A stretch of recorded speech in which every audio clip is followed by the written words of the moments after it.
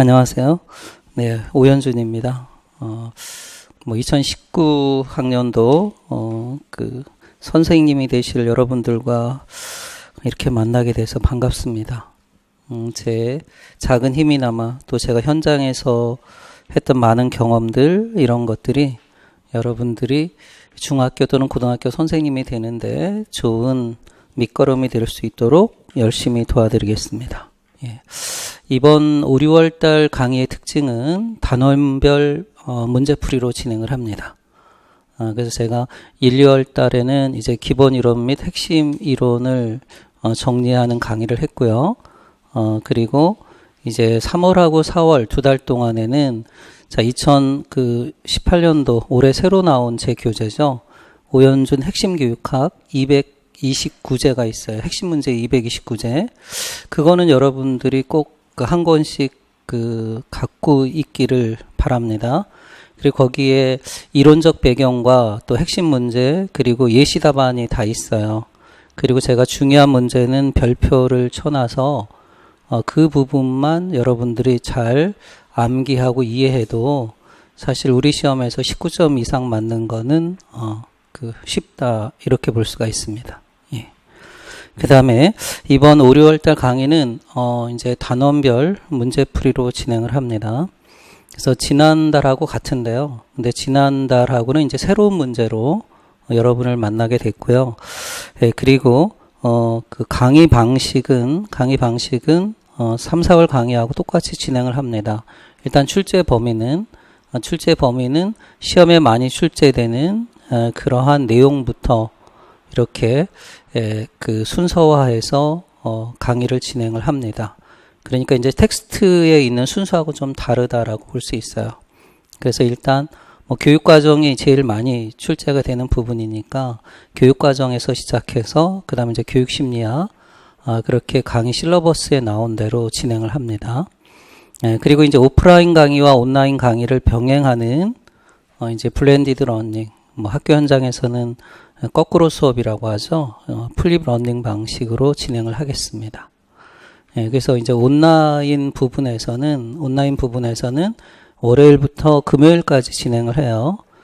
제가 이제 이번 주 강의 또는 다음 주 강의 범위에 해당되는 그 단원별 예상 문제를 또 출제를 합니다. 그래서 일반적으로 제가 그날에 12시 이전 오전에 문제를 올립니다. 문제를 올리면은 여러분들은 밤 12시 이전에 그에 대한 답을 올려주시면 되겠어요. 그러면은 제가 또 채점을 해서 그리고 예시 답안은 그 다음 주 일요일 강의 시간에 배포를 해드리도록 하겠습니다. 그 다음에 그렇게 해서 이제 온라인 부분을 이제 월요일부터 금요일까지 진행을 하고요. 그 다음에 일요일 날에는 이제 오늘처럼 강의를 어떻게 진행하냐면 1시간 동안 이제 오프라인에서 모의고사를 진행을 합니다. 그리고 나서 배경 이론 강의를 하고요. 그 다음에 이거 갖고 좀 부족하잖아요. 그래서 여러분들이 아직 그 시험 범위에 해당되는 이론적 배경을 체계적으로 정리가 안 된 분도 있고, 그래서 지금까지 우리 교육학 논술 시험에 출제됐던 내용들은 다 2013년도까지 시행됐던 객관식 임용시험의 내용과 똑같았어요.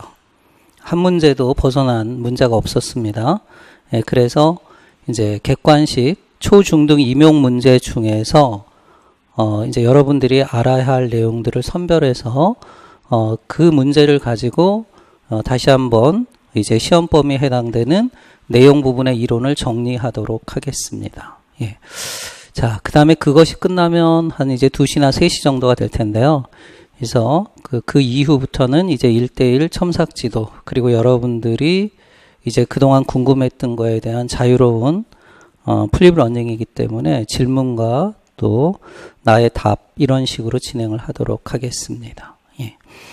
그 다음에 이제 여러분들이 그러면 이제 온라인 모의고사를 볼 때 어떤 사이트냐면은 여러분이 그 포털 사이트에서 다음이든 네이버든 오현준이라고 치시면 됩니다. 그러면 제가 그동안에 그 학교를 그만두고 여기 나와서 했던 수많은 사이트들이 있어요. 그 중에서 이제 가장 최근에 만들어진 사이트가 오연준 교육학이라고 합니다. 그래서 오연준 교육학에 들어가셔서 여러분이 회원 가입을 하면 답을 적으실 수 있어요. 예, 그러면 여러분이 쓰신 글은 저만 볼 수 있도록 비밀이기 때문에 다른 학생들에게는 공개가 안 됩니다. 그리고 그것에 대해서 제가 채점하고 또 첨삭을 해드리도록 하겠습니다. 그리고 이제 일요일 날 오프라인 강의 때 예시 답안을 이렇게 배부해드리는 그런 방식으로 진행을 하겠습니다. 자, 오늘은 이제 그 첫 범위로서 교육과정부터 진행을 합니다. 여러분 실러버스를 보시면은요. 자, 이번 주는 교육과정입니다. 그래서 교육과정 부분은 사실은 교사를 전문직이라고 보았을 때 그 전문직은 이제 그 교수 방법, 즉 교과와 관련된 전문직이라고 1차적으로 우리는 생각해 볼 수 있어요. 그 다음에 이제 2차적으로 생각해 볼 수 있는 게 교과 외 지도에 있어서 또 전문가라고 볼 수 있죠. 그죠? 뭐 이제 생활지도나 학급 운영 이런 것이라고 볼 수 있는데, 뭐 생활지도 이런 부분들은 주로 우리가 2차 시험에서 주로 다루는 부분이고요. 1차 시험에서는 교과의 전문성에 필요한 내용들을 주로 다루게 되는 겁니다. 그래서 그 첫 시간 이제 교육과정 부분을 이번 주에 하고요. 그 다음에 이제 다음 주부터 2주간 교육심리학입니다. 교육심리학은 크게 뭐 루소가 교육의 이해로부터 아동의 이해로부터 교육은 출발한다고 그랬잖아요. 그래서 아동의 재반 심리적 특성, 인지적 특성이나 그 다음에 정의적 특성, 행동적 특성 이런 걸 이해하는 영역이 바로 이제 발달 심리학 파트라고 볼 수 있어요. 그래서 이제 발달 부분이 제일 시험에 많이 나오죠. 발달 이론이나 발달의 개인차 같은 겁니다. 그래서 그런 부분을 먼저 다루고요. 그 다음에 이제 3주차에서는 그러한 발달을 전제로 해서 학생들을 어떻게 의도적으로 바람직한 방향으로 변화시킬 것인가, 이것을 탐구하는 것이 이제 학습 심리학의 영역이라고 볼 수 있어요. 그래서 이제 두 번째 시간에는 이제 학습 심리학의 영역 이렇게 다루도록 하겠습니다. 그 다음에 이제 4주차에서는 교수학습 이론입니다. 이 교수학습 이론 부분도 굉장히 중요하죠. 일단 교수학습의 구체적인 방법론을 중심으로 해서 그것을 어떻게 설계할 것이냐. 그래서 교수 설계 부분도 있고요. 그 다음에 이제 최근에 교수학습의 새로운 어떤 패러다임을 제시하고 있는 게 바로 구성주의죠. 구성주의가 작년, 재작년 계속해서 출제가 되고 있습니다. 여기까지 다루도록 하고요. 그 다음에 이제 8장 교육공학도 크게 보면 교수학습의 한 부분이라고 볼 수 있어요.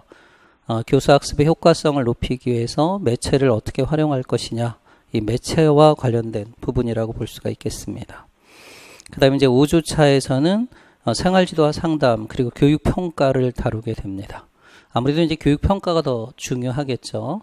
생활지도와 상담은 지금까지는 출제되지 않은 영역이라고 보시면 되겠습니다. 뭐 추가 시험에 가끔 등장을 했었는데요. 뭐 비행 부분이라든가 아니면은 행동주의 상담이라든가. 근데 아무래도 교육과정의 그러한 프로세스 중에서 제일 마지막 절차가 교육 목표 달성 정도를 이제 확인하고 검증하는 평가라고 볼 수 있어요. 이러한 평가 부분을 중심으로 다루도록 하고요. 그 다음에 6주하고 7주에서 제일 중요한 영역은 이제 교육행정학이라고 볼 수 있어요. 그러니까 여러분의 교육 활동을 이제 그 지원하는 영역이 바로 교육행정이다 하는 겁니다. 그래서 교육행정은 이제 출제가 많이 되는 그러한 부분이라고 볼 수 있습니다. 어떻게 하면 학교 조직의 효과성을 높일 것인가, 교육행정의 여러 가지 이론들에 대한 탐구에서부터 출발해서, 그 다음에, 그 뭐 동기를 또 어떻게 유지시킬 것이냐, 그리고 이제, 학교 조직의 특성이죠. 이거는 많이 출제가 됐습니다. 그러니까 일반 행정학에서 또는 사회학에서 볼 때 학교는 과연 어떤 조직이냐, 뭐 이완 조직이라든지, 뭐 최근에 강조되고 있는 학습 조직, 뭐 이러한 학교 조직의 특성들, 이런 부분들을 우리가 행정을 하면서 주로 다루겠고요. 그 다음에 또 한 부분, 중요하지만 아직 그 출제에서 소외되고 있는 영역이 바로 교육사회학입니다. 그러니까 학교를 둘러싸고 있는 이러한 사회적 환경은 교육 정책에 많은 영향을 줍니다. 그래서 교육과 사회와의 관계를 주로 다루는 것이고, 그런 측면에서 학교는 또 어떤 사회적 기능을 하고 있는가, 또 교육 사회학의 주된 테마들이 있죠. 교육 평등이라든가, 그 다음에 이제 우리 사회의 가장 큰 문제로 부상하고 있는 교육 격차 문제라든가, 뭐 이런 문제들을 다루는 영역이라고 볼 수 있어요. 그 다음에 이 8주는 이제 마지막 주는 나머지 영역들을 다루게 되는 겁니다. 뭐 거의 출제가 안 됐던 그런 부분들이라고 볼 수 있어요. 그래서 뭐 교육의 이해로부터 그 다음에 교육사, 뭐 한국 교육사, 서양 교육사, 교육 철학, 이러한 주변부 영역들을 다루게 되는 겁니다. 그래서 이제 시험에 비교적 비중 있게 출제되었던 그런 부분들을 중심으로 해서 그 다음에 잘 출제되지 않는 그런 영역까지 다루게 된다. 근데 주로 이제 문제를 통해서 다루게 된다. 이렇게 보시면 되겠어요. 그래서 그 문제는 아까도 말씀드린 것처럼 이제 두 가지로 다루게 되는 거예요. 우리가 이제 그 서술형으로 한번 모의고사를 진행을 하고 또 배경 이론을 다룬 다음에, 그러니까 아무래도 서술형은 문항수가 많지 않잖아요.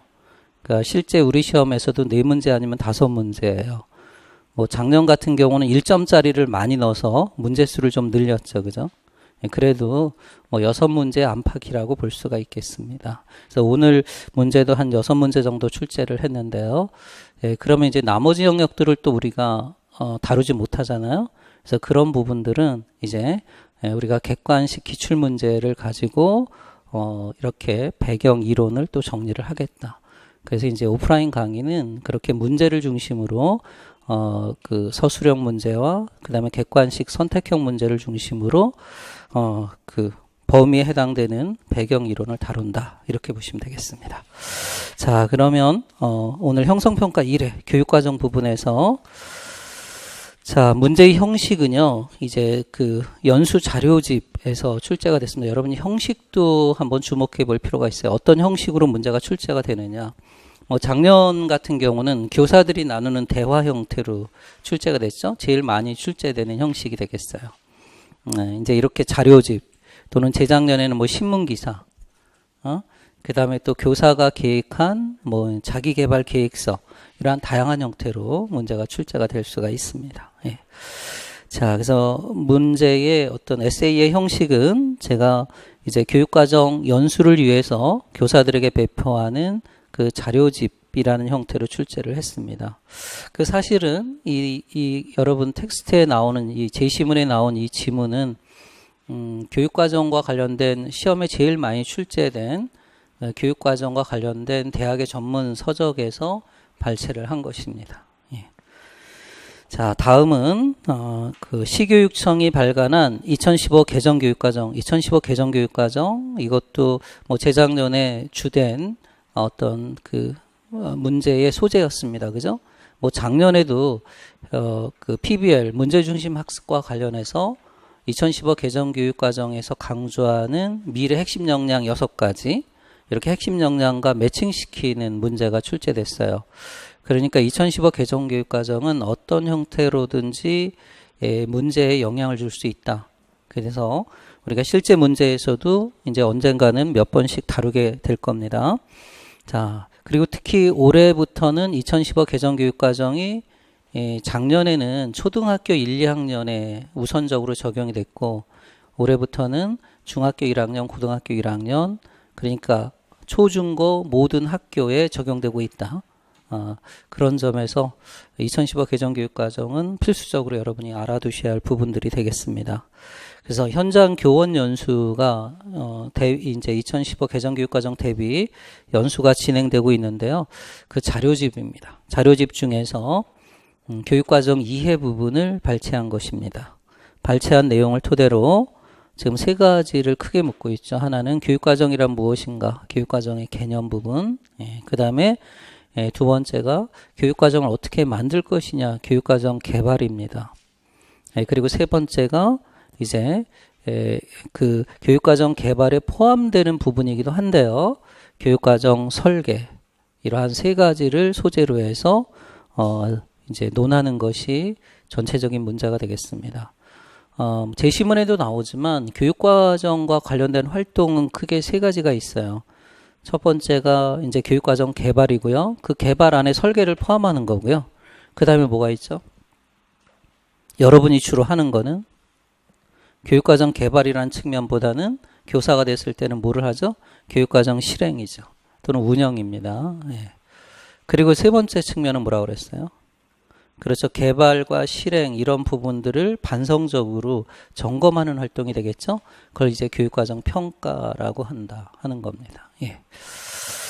자, 그런데 이제 그 제시문에는 그 중에서도 이제 주로 이제 교육과정 개발을 중심으로 출제가 됐습니다. 근데 우리가 여기서 좀 나오지 않은 부분들이 있어요. 시험에 제일 많이 나오는 게, 그러니까 교육과정 개념하고 또 뭐가 많이 나오죠? 교육과정 유형이 많이 나오죠. 그죠? 교육과정 유형 중에서 이제 아이즈너가 구분한 대로 제1의 교육과정 하면 이제 공식적 교육과정, 그죠? 그 다음에 제2의 교육과정 하면 잠재적 교육과정, 제3의 교육과정, 영교육과정. 이러한 유형 부분도 많이 출제가 될 수 있어요. 예. 자, 그런 부분들은 우리가 이제 객관식에서 좀 배경으로 하고 또 나중에 언제든지 시험에 나올 수 있는 거니까 그런 부분들은 이번 문제에서는 제가 생략을 했습니다. 자, 그럼 자료집의 내용들을 한번 볼게요.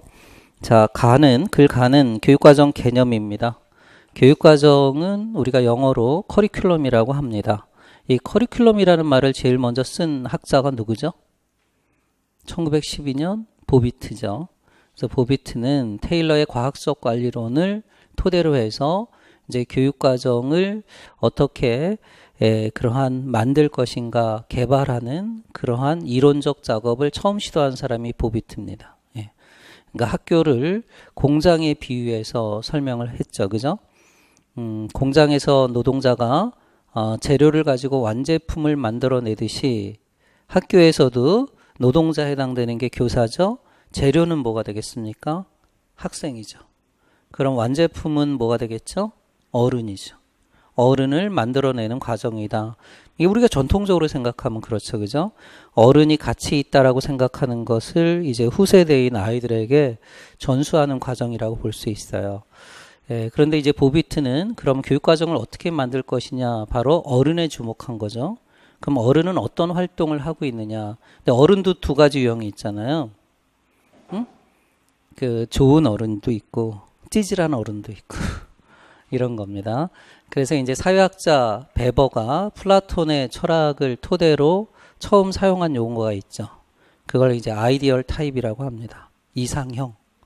그러니까 여러분도 이상형 있잖아요. 나는 교사가 되고 싶은데 어떤 교사가 되고 싶은가. 그런 게 이제 아이디얼 타입이라고 볼 수가 있겠어요. 그래서 이제 어른들 중에서도 지금 여러분들이 직접적으로 접하는 어른이나 또는 대중매체나 이렇게 간접적으로 접하는 어른들의 모습은 어때요? 아이디얼 어덜트예요? 아니면 찌질한 어른들이 많아요? 찌질한 어른들이 많죠, 한국 사회에서는. 그죠? 특히 정치인들 하면 굉장히 찌질한 어른들이잖아. 한 대 얻어맞았다고 기부스하고 오는 어른들이나 그런 어른들이잖아요. 그것도 세게 맞은 것도 아닌데 그런 쇼하는 어른들, 세상을 어지럽히는 어른들. 저는 대중매체에서 그 이상적인 어른의 모습으로 저는 이게 드라마를 좀 즐겨 보거든요. 여러분 그런 거 볼 시간이 없겠지만 왜냐면 드라마는 스토리가 있기 때문에 저는 수업할 때도 이렇게 스토리가 있는 수업, 이제 파이너가 내러티브 교육과정을 이야기하지만 그런 걸 좋아하는데요. 요즘 드라마에서 이상적인 여성, 이상적인 어른의 모습 중에 이상적인 남성을 그리고 있는 드라마가 있죠. 그 이상적인 여성 하면은 얼마 전에 끝난 그 마더라는 드라마가 있어요. 이보영이 주인공으로. 허율이라는 그 어린아이가 이제 그 주인공으로 나왔던, 굳이 마더라고 할 필요는 없죠. 그냥 엄마라고 해도 상관이 없을 텐데, 과연 어떤 엄마가 좋은 엄마인가? 생물학적인 엄마, 낳아주신 엄마가 좋은 엄마인가? 아니면 생물학적인 엄마가 아니더라도 그 사회학적인 엄마죠. 그러니까 시몬느 보바르가 이야기한 것처럼 여성이나 남성은 태어나는 것이 아니라 사회적으로 만들어진다. 그죠? 그러면 생모가 아니라도 이렇게 길러주신 엄마. 그게 진짜 엄마일 수도 있는 거죠. 그러니까 아이디얼 타입에 가까운 엄마의 모습. 그 다음에 그 이상적인 그 어른 중에서 남성상이 요즘 아직 끝나지 않았죠? 나의 아저씨라는 드라마예요. 혹시 보셨나요? 이성균하고 그 다음에 아이유가 나오는. 근데 사실은 그 드라마를 보기 전까지는 이성균하고 아이유에 대해서 별로 좋은 느낌이 별로 없었어요. 응? 그러니까 아이유는 가수나 하지 뭐 드라마까지 하고 야다냐? 응? 그러니까 남의 일자리를 빼앗는 거잖아. 그런데 그 가수라는 이미지를 이렇게 지운 드라마라고나 할까? 그 다음에 이성균 같은 경우는 여러분 목소리 좋아하세요? 이성균 목소리? 글쎄 뭐 여성이 좋아하는 거하고 남성이 좋아하는 게 좀 다를 수 있는데 저는 좀 오버스럽고 느끼하고 그랬거든요. 그 목소리 때문에 대사가 안 들리는 그런 거였는데 그 목소리가 목소리 때문에 목소리가 개의치 않은 그러니까 그 오히려 그 대사가 들리는 그런 드라마예요. 그래서 사실 저도 나이가 들어가면서 학교에서 그런 고민을 했어요. 어떤 고민이냐면 중견교사가 되면서 어떤 교사가 되어야 하는가. 그때 그 비유적으로 생각했던 게 강화도 갔을 때 지는 노을을 보면서 저런 교사가 되어야 되겠구나. 그러니까 이제 배경이 되는 교사죠. 그러니까 신입 교사들이 열심히 잘 활동할 수 있도록 그러한 배경이 될 수 있는 그러한 중견교사들. 그러다 보니까 젊었을 때는 동해 쪽으로 많이 여행을 갔는데 나이 드니까 서해 쪽으로 여행을 많이 가더라고요. 예. 그래서 근데 나이 들어가면서 지금 우리 시대 그 고령화 사회가 되면서 이제 초고령화 사회로 진입하면서 노인들이 많잖아요. 나이 든 사람들이. 응? 그런데 정말 나이 들어가는 모습이 혹시 젊은 세대들에게서 볼 때 이렇게 추해 보이는 것은 아닌가. 그런 고민을 좀 하거든요. 그래서 추해 보이지 않는 어른들은 어떤 모습이어야 하는가. 제가 그 두 드라마를 보면서 많이 생각을 했죠.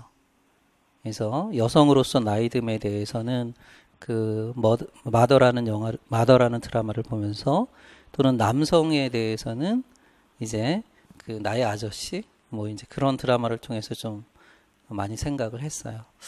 그러니까 사실은 보비투도 그런 생각을 한 것 같아요. 아이들을 어떤 어른을 만들 것이냐. 이상적인 어른을 만들어야 된다. 그럼 이상적인 어른은 테일러가 한 것처럼 어떤 활동을 하느냐 이거지. 활동을 분석한 거예요. 그 10가지 활동을. 그래서 예를 들어서 그 10가지 활동 중에서 뭐 언어 활동도 있고 종교 활동도 있고 또 인간관계 사회적 활동도 있겠고요. 그 활동명이 그럼 뭘까요? 우리가 교육과정에 비유하다면 교과목이 되는 거예요. 국어, 영어, 수학 이런 교과목이 되는 거고요. 그럼 그 활동에서 우리가 그 활동에 소요하는 시간들이 있겠지. 그 시간들은 뭐가 되겠어요? 주당 수업 시수가 되는 거지. 그래서 국어 4시간, 뭐 영어 3시간, 뭐 수학 4시간 이런 것이 되죠. 그래서 그러한 활동 분석법을 통해서 이제 그러한 타임 스케줄, 시간표, 교육 과정을 처음으로 이제 제시한 사람이 바로 보비트다 하는 겁니다. 예. 자, 그러한 보비트의 커리큘럼이라는 말이요. 이제 그 이론적인 토대를 구축하기 시작하는 데 있어서 보통 우리가 교육과정 개발에 있어서 가장 선구적 모형이라고 하는 사람은 누구예요? 타일러죠. 1949년 여기서도 언급이 됩니다. 그래서 이제 타일러의 교육과정 개발 모형은 몇 번을 강조해도 지나침이 없죠. 뭐 우리 시험에도 여러 번 등장했어요. 타일러는. 예. 학습 경험의 조직 원리도 출제가 됐고요. 예. 그다음에 이원 목표 분류표, 내용 타당도 이런 부분으로도 또 출제가 됐고요. 평가 중심 모형에서도 또 타일러가 출제가 됐고요. 그러니까 타일러는 3차례 이상 출제되었다 이렇게 보시면 돼요. 예. 그 다음에 이제 타일러 모형을 극복하려는 모형들이 이제 또 막 등장하죠. 그죠? 그러다가 1970년대에 들었으면서 사실은 터닝 포인트가 됐던 거는 유명한 논문인데요. 슈압이라는 학자가 쓴 논문이에요. 교육과정 학이 죽어가고 있다. 교육과정 학이 죽어가고 있다. 저는 요즘 그런 생각을 많이 합니다. 저는 교육학과를 나와서 교육과정 학이 죽어가는 게 아니라 저는 더 자극적으로 교육학이 죽어가고 있다. 교육학이 죽어가고 있다. 그렇게. 그래서 이제 교육학 교수들을 만나면은요, 당신들 때문에 교육학이 다 죽어가고 있다. 지금 대학에서는요, 교육학과를 폐지해야 한다는 운동이 많이 일어나요. 그래서 대신 어떤 교육학과 대신에 그럼 무슨 과가 들어와야 될까요? 예? 평생교육. 평생교육이 지금 선점을 하고 있어요. 그래서 여러분, 뭐, 이렇게 우리나라, 요즘 이제 입학 성적으로 이렇게 대학의 서열을 요즘 대학생들은 막 이렇게 얘기하잖아요. 그죠? 학생들의 입학 성적으로. 그러니까 5손가락 안에 드는 대학에서 교육학과를 폐지해야 한다. 평생교육학으로 바뀌어야 한다. 물론 교육의 패러다임이 그렇게 그 페다고지에서 안드라고지로 바뀌고 있는 건 맞지만 학과 자체가 죄송합니다. 평생교육학으로 바뀌어야 한다. 이런 움직임이 있어요. 근데 그 전에도 교육학과 무용론이 주창되기도 했죠. 여러분, 교육학 시험이 이렇게 시험 출제 범위로 이렇게 왜소해지는 것만 보더라도 임용시험에서 사실은 교육학과가 무슨 소용이 있느냐 이런 주장을 할 수도 있을 거예요. 그 주장을 제일 먼저 했던 게 사실은 평생교육학이 아니라 교과교육학이었어요. 그렇죠. 교과교육학에서 교육학을 다뤄요, 안 다뤄요? 다루잖아요. 그러니까 뭐 교육학이 필요하냐 이러한 그러한 문제제기가 있었던 겁니다. 근데 그 교과교육학의 문제제기를 통해서 교육과정 학이 죽어가고 있다. 그러한 위기 선언을 제일 먼저 주창한 사람이 슈압이에요, 슈압. 그럼 교육과정 학이 왜 죽어가고 있느냐? 일단 원래 그 교육과정을 처음으로 다룬 것들은 교육학자들이었어요. 그런데 브루너가 등장하면서 수학이나 과학 그런 교과에서 교육과정을 다루게 됐다는 거죠. 그러면서 차츰 이제 교육과정의 원래 의미가 퇴색되기 시작했다. 이런 경고예요. 그리고 교육과정을 학자들이 막 다루다 보니까 현실하고 밀접해져요. 현실하고 점점 동떨어져요. 동떨어지게 된다 하는 겁니다. 이런 문제 제기예요. 그러니까 현실하고 동떨어진다는 얘기는 아이들이 근본적으로 문제 제기를 할 수 있겠죠. 이걸 왜 배우죠? 하는 문제 제기가 나올 수 있다는 겁니다. 그래서 이러한 슈압의 논문은요, 크게 2가지로 영향을 줍니다. 하나는 작년에 시험에 나왔던 거예요. 그럼 교육과정이 너무 추상화되고 일원화되니까 교육과정이 현실과 동떨어지게 되었다는 거죠. 그럼 현실에 입각한 교육과정 개발이 만들어져야 되겠다. 이러한 생각들이 나오겠죠? 그런 입장에서 교육과정을 개발한 선구자가 누구예요? 워커다. 작년에 시험에 나왔던 거예요. 워커. 그래서 현실의 입장에서 교사들이 딜리버레이션, 수기죠. 이러한 수기를 통해서 교육과정을 만드는 겁니다.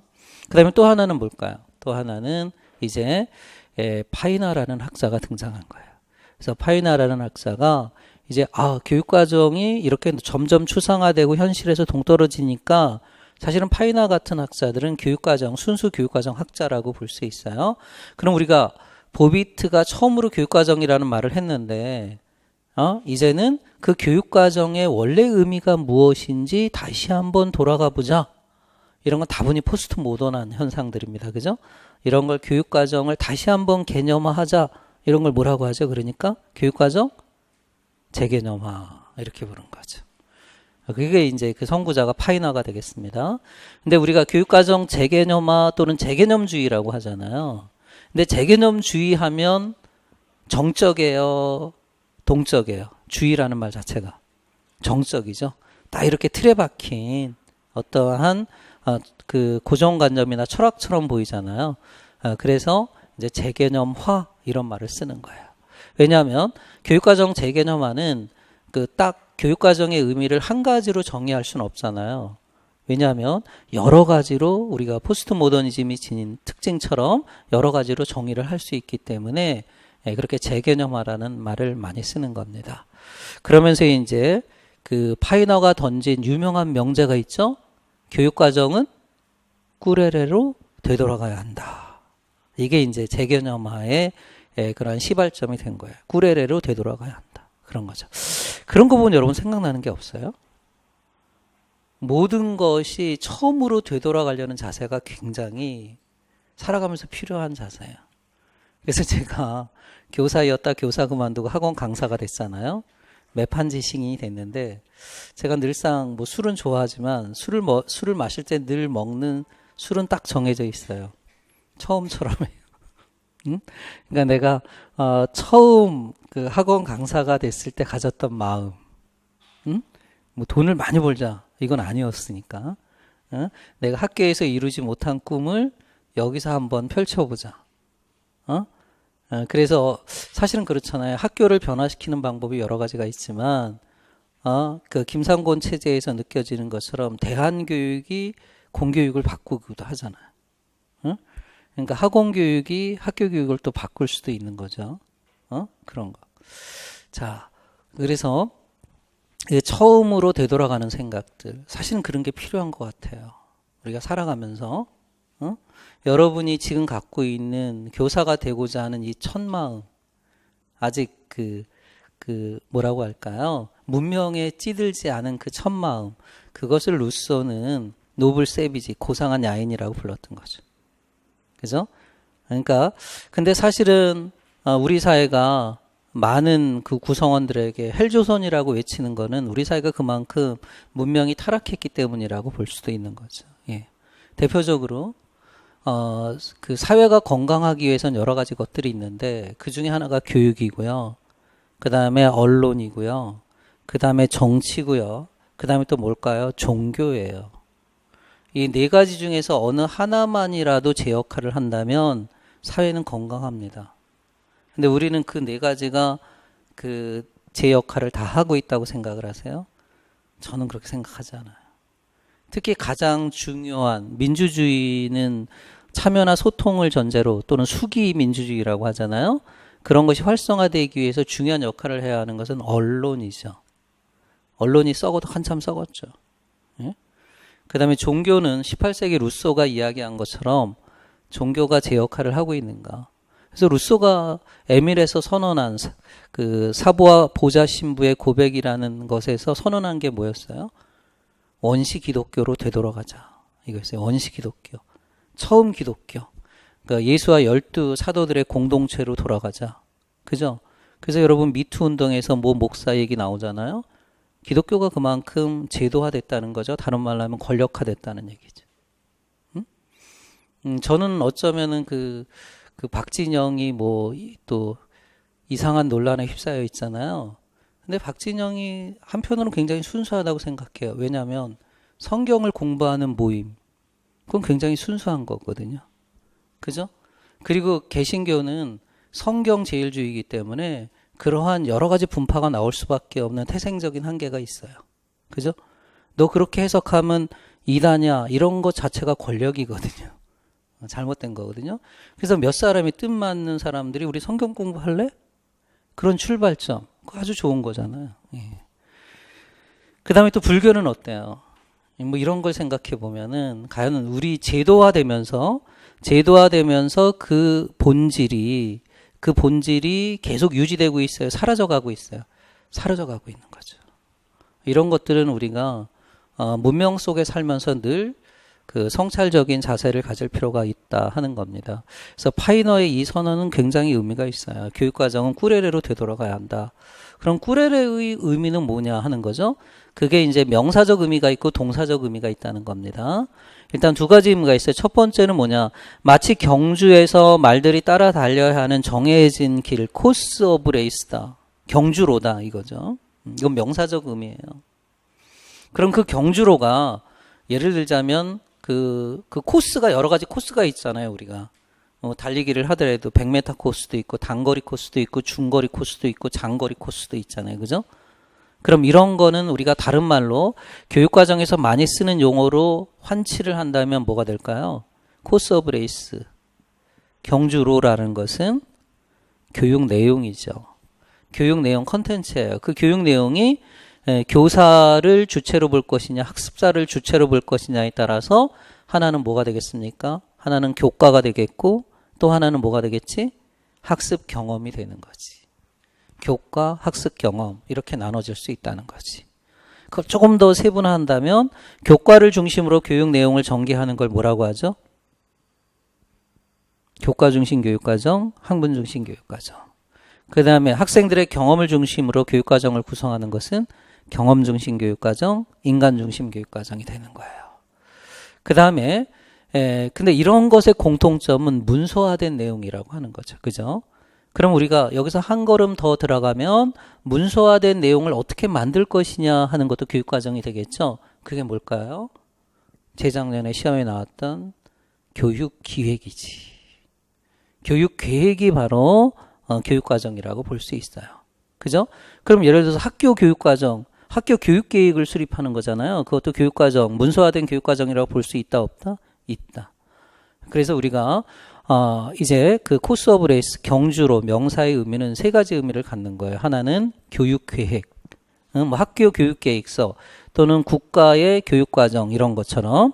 그 다음에 조금 더 미시적으로 본다면 그 교육개혁이 교과를 중심으로 계획된 것이냐, 교과, 그리고 또 하나가 학습 경험, 이렇게 볼 수 있다는 거지. 예.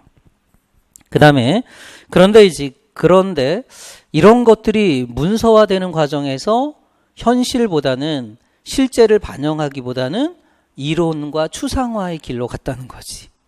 그런 걸 문제 지적하면서 이제 파이나는 꾸레레로 되돌아가야 한다고 했대. 그 꾸레레가 어떤 의미냐면 두 번째 의미예요. 경주에서 각각의 말들이 정해진 길을 따라 달리면서 갖는 뭐다? 체험의 과정이다. 체험의 과정이다. 코스 itself 그랬어요. 체험 그 자체다.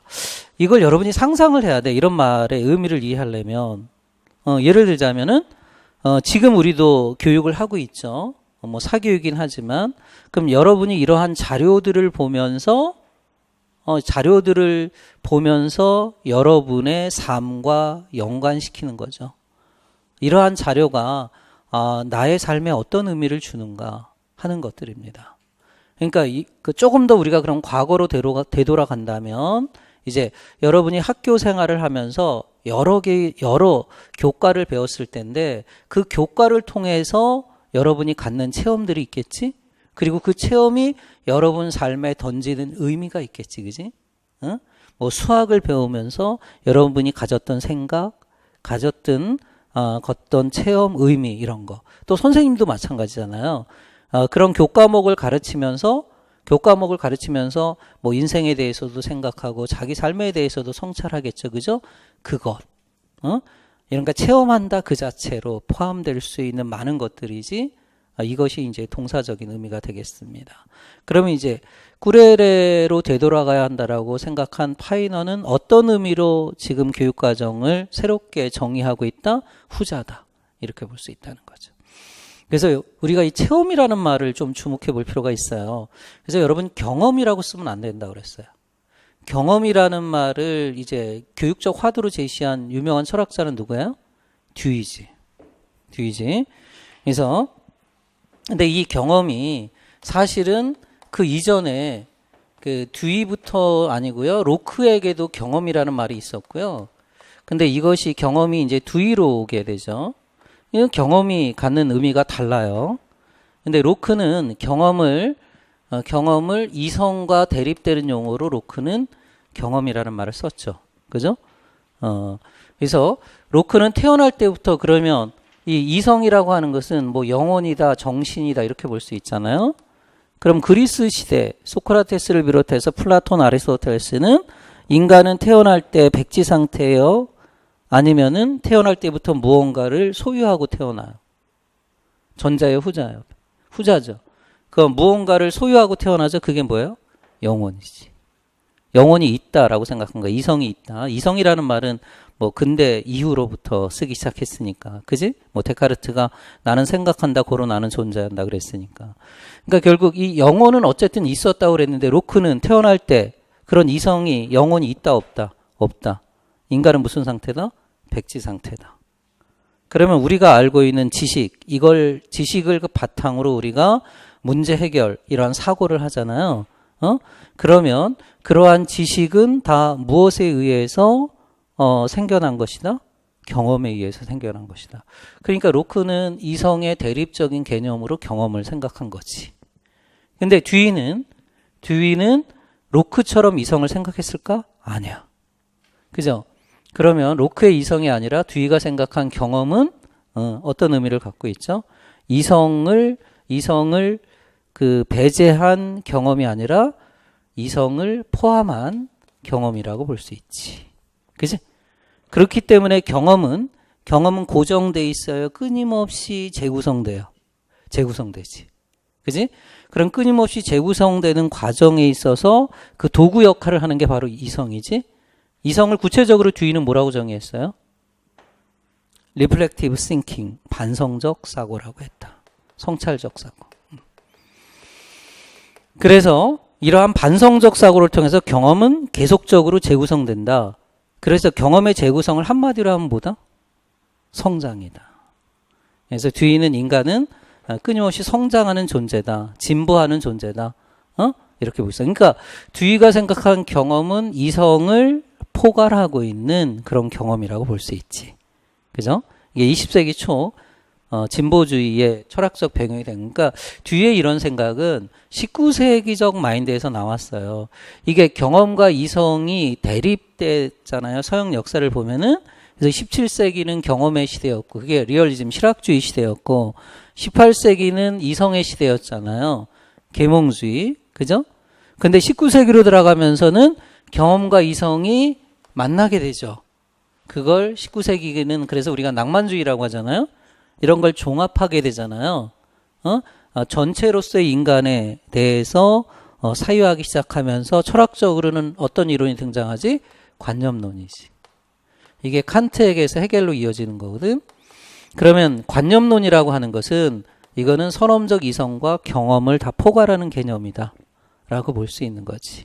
그리고 그 헤겔에 가면은 그러한 관념이 끊임없이 변화하잖아? 그 변화하는 과정을 설명하는 법칙이 뭐야? 변증법이잖아.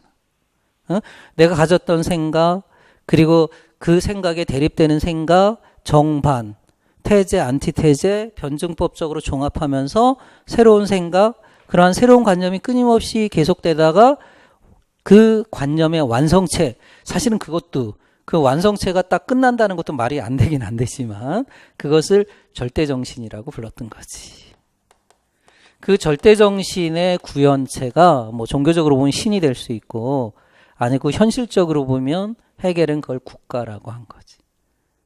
그래서 국가를 뒷받침하는 이데올로기를 제공한 사람이 헤겔이라고 볼 수 있어요. 예?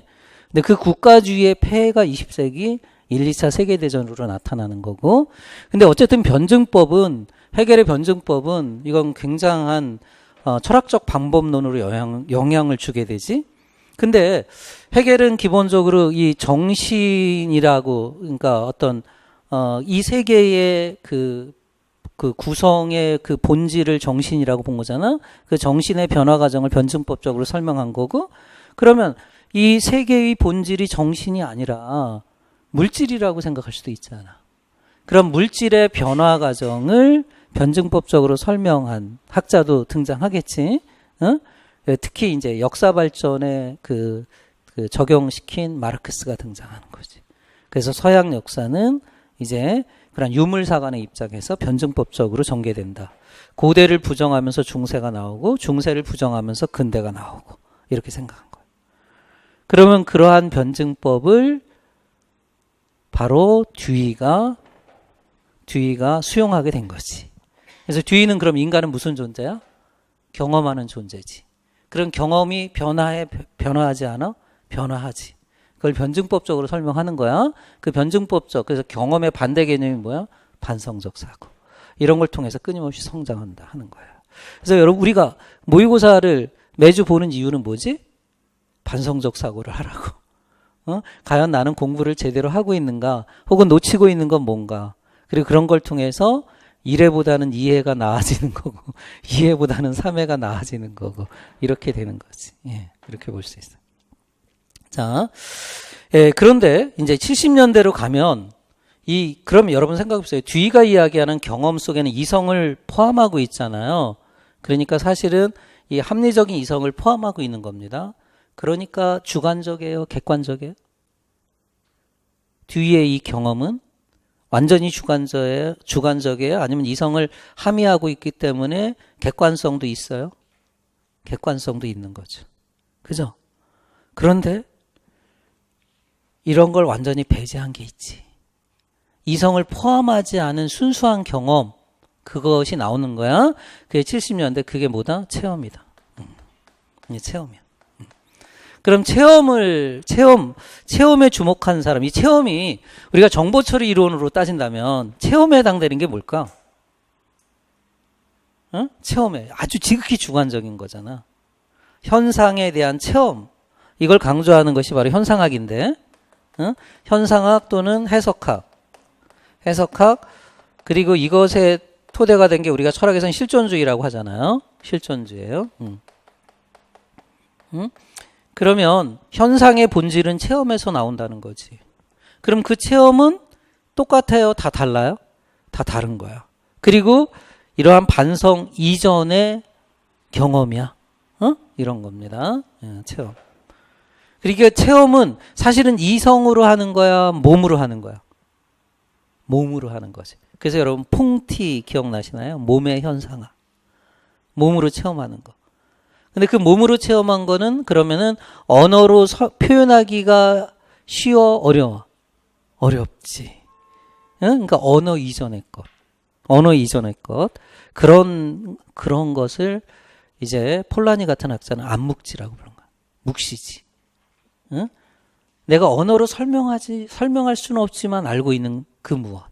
여러분도 아마 교육학 공부하면서 제가 질문을 할 때 그 언어를 찾지는 못했지만 알고 있는 건 있잖아. 그런 게 암묵지지. 그러니까 우리가 분석 철학자들이 말해진 언어에 주목했지만 사실은 말해지지 않은 언어가 더 많아요? 말해진 언어가 더 많아요? 그렇지. 말해지지 않은 언어가 더 많지. 그리고 아이들은 언어로 표현할 수 있는 지식, 이거 명제적 지식, 명시지라고 하잖아요. 그게 더 많아요? 암묵지가 더 많아요? 암묵지가 더 많지. 그래서 이제 현상학자들은 어린이의 눈으로 어린이를 이해하자, 어린이의 존재학 이런 것들이 나오거든요. 그럴 때는 어린이를 이해할 때는 어린이들이 말한 것만 갖고 이해를 해야 돼요? 말하지 않은 걸 이해할 줄 알아야 돼. 말하지 않은 거. 그래서 여러분이 선생님이 되셨을 때 아이들을 이해한다는 것은 아이들이 말한 것만 갖고 이해를 하면 안 돼요. 아이들이 말하지 않은 그런 부분들, 언어 이전의 것들을 이해할 때 아이들의 존재에 조금 더 깊게 다가갈 수 있다는 거죠. 그런 것들이 이제 체험이에요, 체험. 이게 현상학의 바탕인 거야. 그게 우리가 정보처리적으로 보면 뭐냐면 지각이라고 하는 거야, 퍼셉션.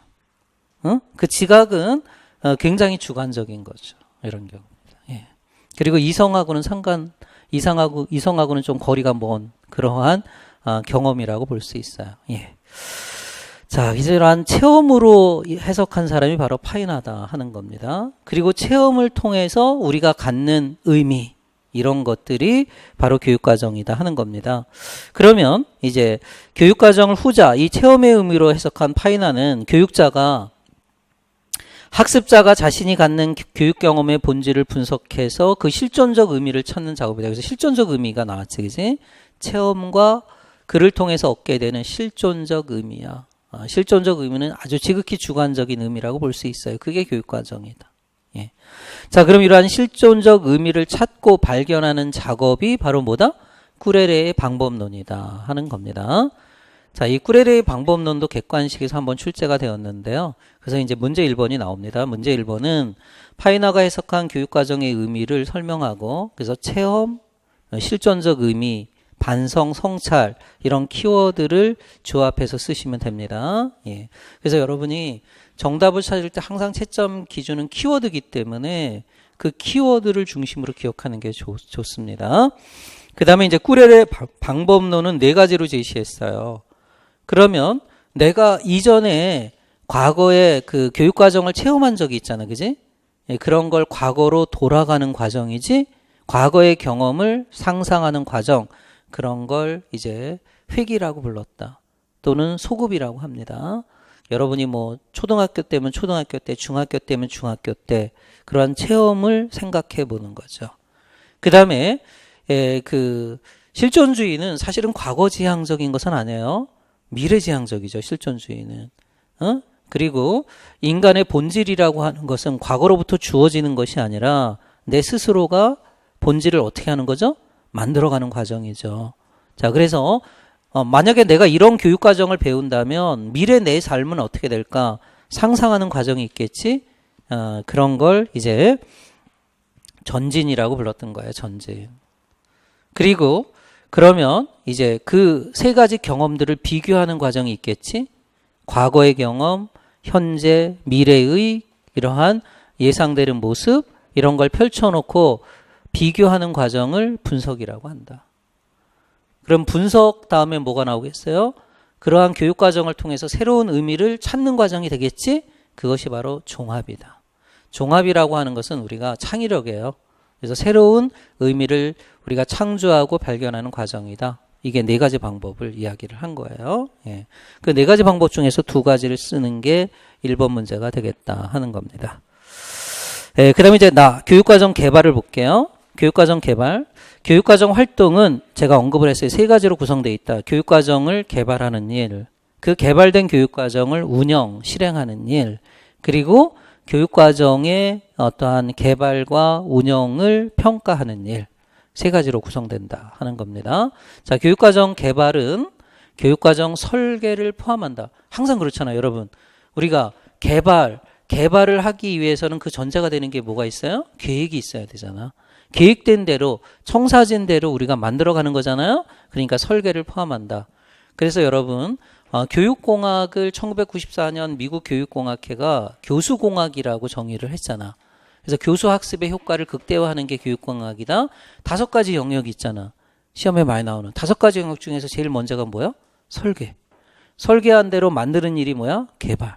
그 만든 것을 이제 활용. 그리고 이제 여러 가지 기자재들을 관리. 그리고 뭐예요? 평가. 이런 5대 영역이 있는 것처럼. 그래서 개발의 전제는 항상 뭐다? 설계. 그래서 여러분 에디 모형도 보세요. 에디 모형. 교수 설계 모형도 제일 첫 번째가 뭐예요? 분석. 그 다음에 뭐예요? 설계. 그 다음에 뭐예요? 개발. 그 다음에 뭐예요? 실행. 그리고 평가잖아요. 평가. 이렇게 보시면 돼요. 그래서 설계는 이제 교육과정 개발에 포함되는 활동이다. 이런 겁니다.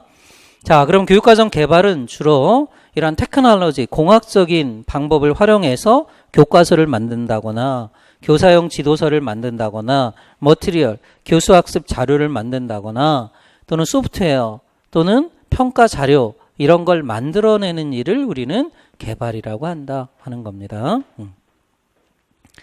자, 그 다음에 이제 교육과정 운영. 다른 말로는 뭐죠? 교육과정 운영을 실행이라고 하지.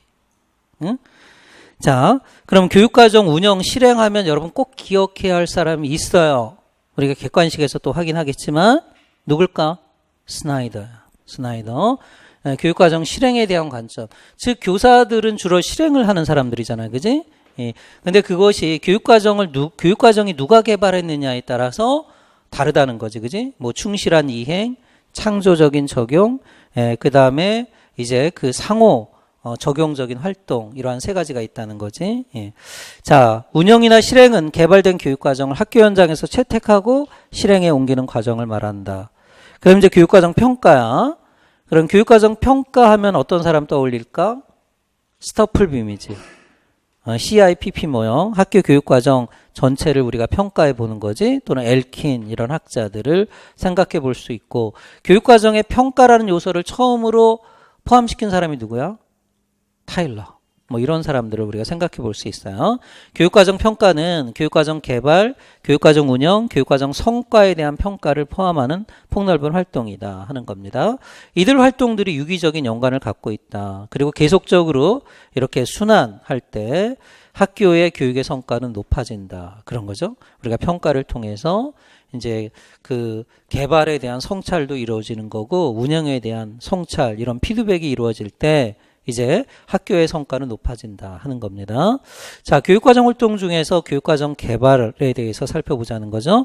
교육과정 개발은 여러 가지 수준으로 이루어지는데 각각의 수준에서 개발되는 교육과정의 기능은 그 나라의 교육체제가 어떤가에 따라서 달라진다. 그렇죠.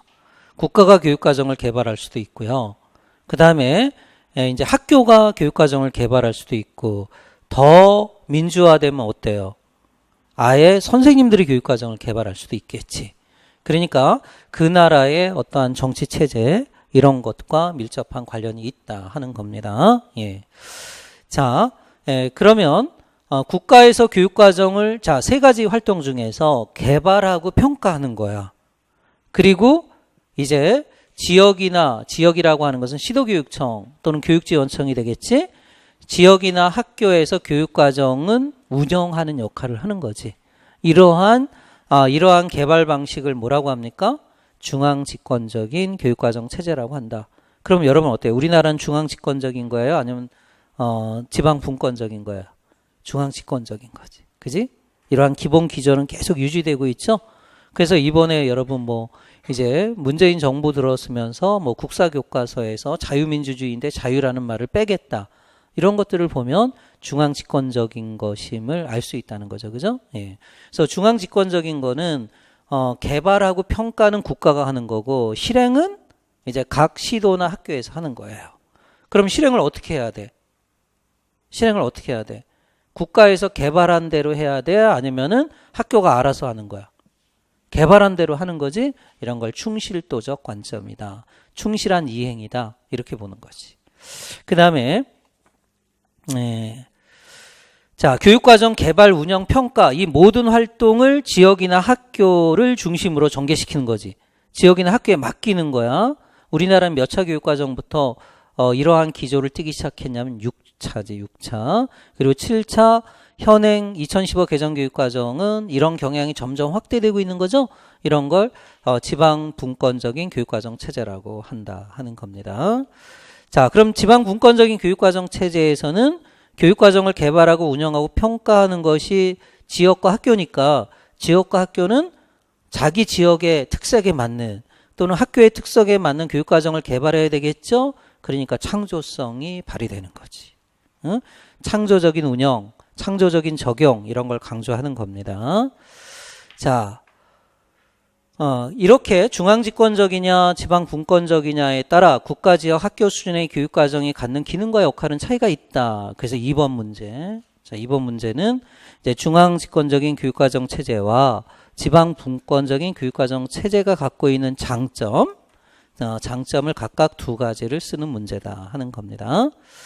자, 그 다음에 이제 볼게요. 계속해서. 자, 한편 교육과정을 개발하고자 하는 사람들은 어떻게 개발하냐면 여러 교육과정 개발 모형 중에서 하나를 선택하게 된다. 여기서 이제 교육과정 개발 모형이 나오는 겁니다. 개발 모형. 자, 개발 모형 중에서 하나를 선택하거나 자신에 맞는 모형을 만들기 위해서 기존 모형들을 활용하기도 한다. 그 모형의 토대를 제공한 사람이 바로 누구다? 타일러다. 이거지, 타일러. 그래서 타일러는 1949년 교육과정과 수업의 기본 원리라는 책에서, 그러니까 일단 타일러를 보세요. 타일러의 책 제목이 뭐예요? 교육과정과 수업의 기본 원리야. 그럼 수업을 진행하는 사람은 누구야? 교사지. 교사에게도 교육과정을 개발할 수 있는 아이디어를 제공하고 있지. 또 교사 외적인 사람들, 교육과정에 관심을 갖고 있는 학자나 전문가, 일반인 누구든지 교육과정을 개발할 수 있겠죠? 그래서 우리가 합리모형이라고 부르는 겁니다. 이렇게 교육과정과 수업을 이제 이론적으로 접근을 하고 있다는 겁니다. 자, 교육과정과 수업을 계획할 때 수행해야 할 4가지 과제, 핵심적 과제를 제시했다. 그 첫 번째가 교육목표 설정, 두 번째가 학습경험 선정, 세 번째가 학습경험 조직, 네 번째가 바로 학습 성과의 평가다 하는 거죠. 자, 이런 걸로 순서화해서 제시했다. 그래서 우리가 타일러의 모형을 이제 선형적인 모형이라고 하죠. 예, 이렇게. 근데 이 중에서 제일 중요시한 요소는 뭐예요? 교육 목표다. 그래서 우리가 타일러를 목표 중심 모형이라고 하는 겁니다.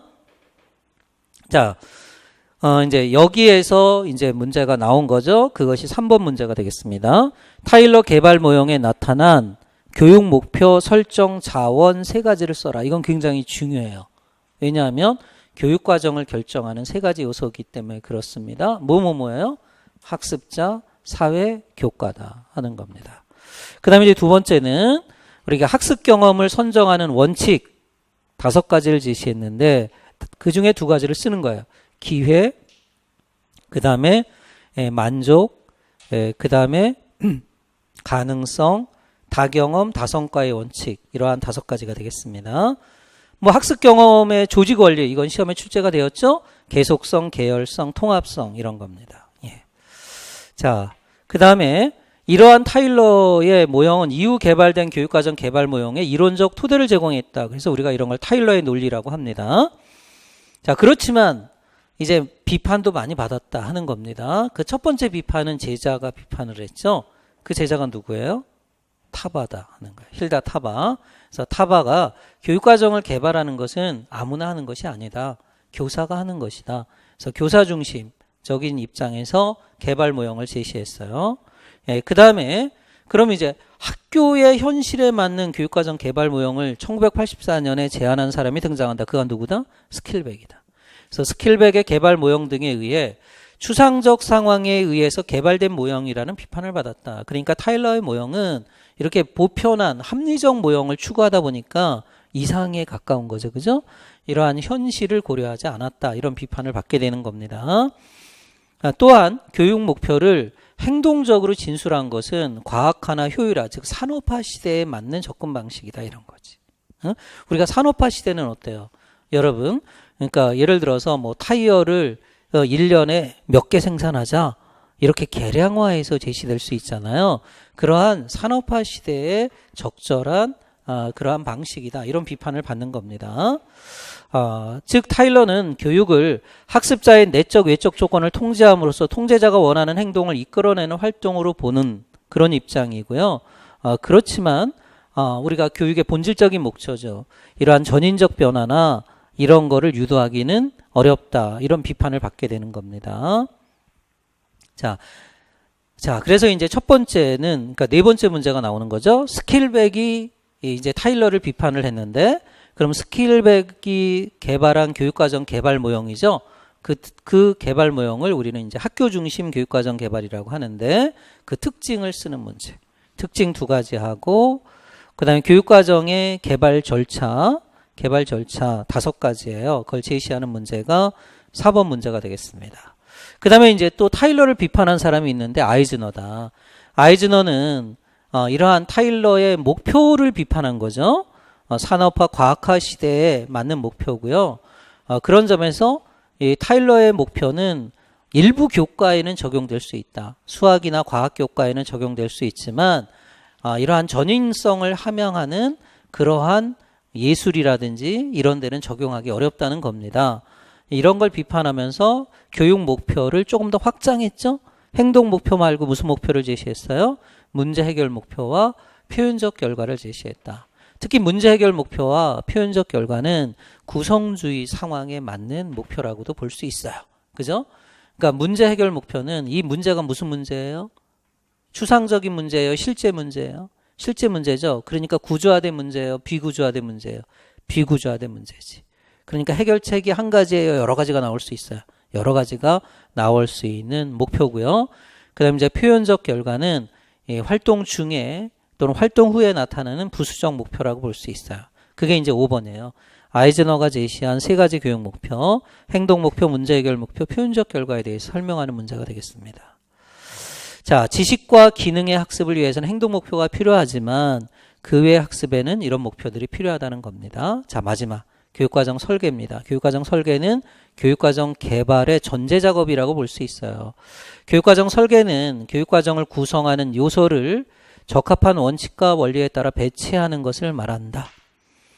자, 교육과정을 개발할 때 청사진을 만드는 것이 바로 설계라고 볼 수 있어요. 이 교육과정 설계라는 말을 다른 말로 하면 교육과정 기획이죠. 플래닝. 자, 교육과정 설계 모형은 교육 목표, 내용, 방법, 평가 등의 연계성을 드러내는 데 도움을 주기 위해서 만들어진다. 교육과정 설계 모형들은 옳고 그른 선택이 없다. 이게 옳고 저게 그르다라는 선택이 없고 각기 다른 장점을 가지고 있다 하는 겁니다. 그래서 교육과정 개발자에게 주어진 과제는 교육적인 요구, 교육적인 가능성 이런 걸 진단해서 학생들에게 가장 도움이 될 만한 설계 모형들을 찾아서 결합하는 것이다. 창조하는 것이다 하는 겁니다. 그런데 교육과정 문서 유형에 따라서 교육과정 문서라는 것은 예를 들어서 이제 교과 중심 교육과정이냐 경험 중심 교육과정이냐 학문 중심 교육과정이나 이런 것이 되겠죠. 그죠? 이거에 따라서 교육과정 설계 방식은 차이가 있다 하는 겁니다. 그 차이가 있는데 예를 들자면 이런 것이 있다. 다학문적 설계가 있고 간학문적 설계가 있고 중핵 중심 설계가 있다. 중핵 중심 설계 중에 다른 말로 쓴다면 뭐가 될까? 탈학문적 설계가 되겠다 하는 거지. 그러면 이제 다학문적 설계하고 간학문적 설계는 학문이라는 말이 들어가잖아요. 그러니까 우리가 학문 교과 중심 설계 방식이라고 볼 수 있겠어요. 그죠? 그 다음에 이제 중핵 중심 설계는 탈학문적 설계니까 결국은 교과 중심하고 경험 중심 교육과정을 통합해서 설계하는 방식이 되겠다 하는 겁니다. 그래서 이제 마지막 문제는 그 세 가지 교육과정 설계 방식, 다학문적, 간학문적, 중핵 중심 설계에 대해서 설명하는 문제예요. 이것의 공통점은 뭐죠? 교과든 경험이든 이렇게 분과적으로 설계하는 거예요? 아니면 통합해서 설계하는 거예요? 통합형 설계 방식이다. 그런 점에서 의미가 있다는 거예요. 지금 우리가 학교 교육과정에서 강조하는 것은 통합형 설계잖아요. 그죠? 이런 점에서 이 세 가지 설계 방식은 의미가 있다 하는 겁니다. 예. 자, 이렇게 해서 6문제를 가지고 우리가 이제 교육과정을 정리해 보고요. 좀 부족한 부분들은 이제 객관식 문제를 통해서 보충하도록 할게요. 그럼 이제 다음 시간에는 그 6가지의 배경 이론들에 대해서 좀 더 깊게 공부해 보도록 하겠습니다.